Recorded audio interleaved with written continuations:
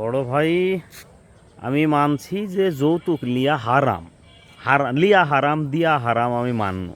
কিন্তু এই যে এখন কিছু মিয়ার বাপেরা যে পাঁয়তারা করে যে হচ্ছে ছেলে প্রতিষ্ঠিত না হলে বিয়া দিব না, তো আমার বিষয় হচ্ছে এই জিনিসটা জানা দরকার যে কোন হাদিসে এই লেখা আছে বা কোন জায়গাত লেখা আছে। আমার এই জিনিসটা আমার দরকার। হ্যাঁ, তার মানে ছেলে প্রতিষ্ঠিত হলে বিয়া দেবিনি, তাহলে তোমার বিটি যে ইন্টার পাস করিয়ে যে বিটিক বিয়া দিচ্ছ প্রতিষ্ঠিত ছেলের সাথে, তাহলে তোমারও তো তাহলে ইয়া করার দরকার। ওই ছেলেটা পড়াশোনা করে এত বড় হয়, চাকরি বাকরি করছে। হুম, তোমার বিটিক একটা, তোমার বিটিক পালাবার দিতে একটা গরু পাইলেও লাভ আছে। বছর শেষে একটা বাছুর দিবি, যে বাছুর বেচলে দাম পাওয়া যাবে। বছরে দুধ দিবি, যে দুধ বেচলে হচ্ছে মাসে হাজার হাজার টাকা ইনকাম হবে। মানে এই ধরনের লোকেক, ঠিক আছে, মানে যাই হোক কি বলবো, মানে যৌতুক লিয়া হারাম, ঠিক আছে, প্রতিষ্ঠিত ছেলে ছাড়া বিয়া দিবেন, এডি কোন হাদিস?